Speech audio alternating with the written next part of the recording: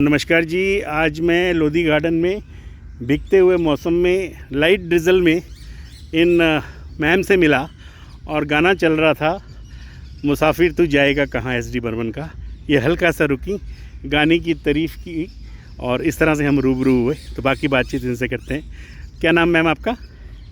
सबको मेरा नमस्कार। मेरा नाम है रीना मैसी और मैं born and brought up Delhi से हूँ और मैं एक स्पोर्ट्स पर्सन हूँ। साथ साथ मैं कल्चर को भी उतनी ही इम्पोर्टेंस देती हूँ। तो आप स्पोर्ट्स से कैसे जुड़ी? स्पोर्ट्स से मेरा बचपन से ही एक नाता है। शुरू से मेरा स्पोर्ट्स खेलने में इंटरेस्ट था। तो जैसे जैसे हमारी स्कूलिंग में हम आगे बढ़े वैसे वैसे हमें अच्छे अच्छे कोचेस मिले और कॉलेज में आते तक हम काफ़ी हमारे को और अच्छे अच्छे कोचेस मिले जिनके अंडर हमने कॉम्पिटिशन्स खेले, national, inter university, inter college, state, इस तरीके से हमारे को स्पोर्ट्स में मार्गदर्शन मिला। तो आपको लगभग कितने साल हो गए इस सारे काम में? सर मैंने आई थिंक मैं उस समय 12 ईयर्स की होंगी जब मैं स्पोर्ट्स शुरू करा था मैंने। अच्छा। हाँ। तो और इन्होंने बातचीत में बताया कि ये हैबिटेट में भी करती रही हैं काम और बहुत से लोगों को पर्सनल ट्रेनिंग भी देती हैं। और एक और चांस की बात इन्होंने बताई, मैं पूछा कहाँ काम करते हो तो मैंने इंडियन एयरलाइंस एयर इंडिया बोला।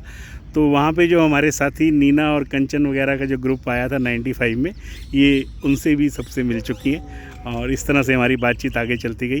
तो और कुछ आज की यंग पीढ़ी के लिए या कुछ अपनी एकेडमी के बारे में बताना चाहें?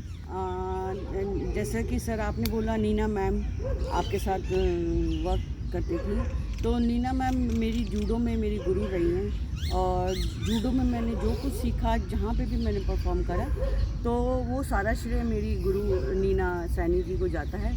और आज भी जैसे वो 20 साल पहले थी, 25 साल पहले थी, वो आज भी वैसी ही हैं, उतनी ही एक्टिव।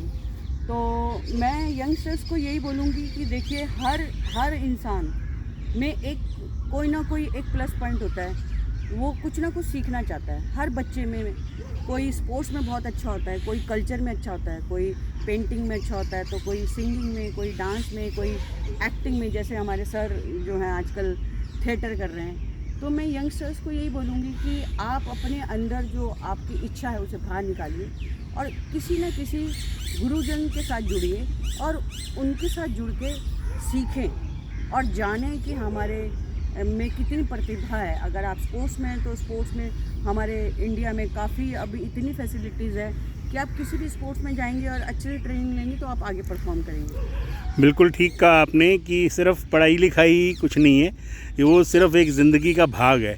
और शुरू में ठीक है हमको नौकरी चाहिए, जॉब चाहिए, एक क्वालिफ़िकेशन चाहिए, लेकिन उसके साथ ही हमें कोई ना कोई कला की विधा ज़रूर अपनानी चाहिए, जो भी जिसको अच्छी लगे। आपने इतनी सारी चीज़ें गिनाई और आजकल आपने बताया कि आप आईएमएस गाज़ियाबाद से जुड़ी हैं। आईएमएस नोएडा से जुड़ी मैं जी। आईएमएस कॉलेज नोएडा सेक्टर 62 से। वहाँ पे भी हमने जितने भी बच्चे हैं वहाँ पे हमने जितनी फैसिलिटी स्पोर्ट्स की दी है, जैसे फुटबॉल ग्राउंड है, वॉलीबॉल ग्राउंड है, क्रिकेट पिचेज़ हैं, किक बॉक्सिंग हॉल है, टेबल टेनिस हॉल है, अभी नया स्पोर्ट्स आया है इंडिया में, पिक एंड बॉल, इस टाइप के जितने भी कोर्स हैं हमने वो बनाए हैं वहाँ पे और बच्चों को सारी फैसिलिटीज़ दी हैं।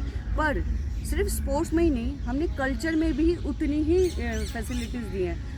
कुछ बच्चों को थिएटर पसंद होता है, कुछ को वेस्टर्न डांस पसंद है, किसी को क्लासिकल डांस पसंद है, किसी को रॉक बैंड पसंद है, किसी को पेंटिंग पसंद है। तो उनके भी हम प्रॉपर हमने मेंटर्स लाके उनको उस प्रतिभा में हम पॉलिश कर रहे हैं। ये आपने बहुत इम्पोर्टेंट चीज़ें बताई कि लाइफ में इन सब चीज़ों की बहुत ज़रूरत है। आज बहुत से बच्चे क्योंकि पढ़ाई में अगर वो पिछड़ जाते हैं तो डिप्रेशन में आ जाते हैं और पेरेंट्स पे भी प्रभाव पड़ता है, उन पे दुष्प्रभाव पड़ता है। तो ऐसे में अगर उन्होंने कोई भी कला में महारत हासिल किया होगा तो एनग्रॉस्ड रहेंगे और लाइफ को अच्छी तरह से चला पाएंगे। अच्छी तरह चलाएंगे सर, मैं बिल्कुल एग्री करती हूँ। और मैं सब पेरेंट्स को, सब यूथ को यही बोलूँगी कि आप प्लीज़ स्टडी के साथ साथ अपना एटलीस्ट 2 आवर्स कुछ ही ऐसी टेक्निक में जाइए कि स्टडी के साथ साथ आप उसमें भी दक्ष होते रहें। ठीक है, बहुत अच्छा लगा आपसे बातचीत करके। It was a chance meeting, we never knew each other. एक एसडी बर्मन के गाने ने मिलवाया, अच्छा लगा। अब आपसे लगातार मुलाकात हो रहेगी और भी एपिसोड्स में आपकी इस तरह से बातचीत आपसे जारी रखेंगे। Thank you, sir. Thank Thank you, you, sir. Thank Thank you you. very much.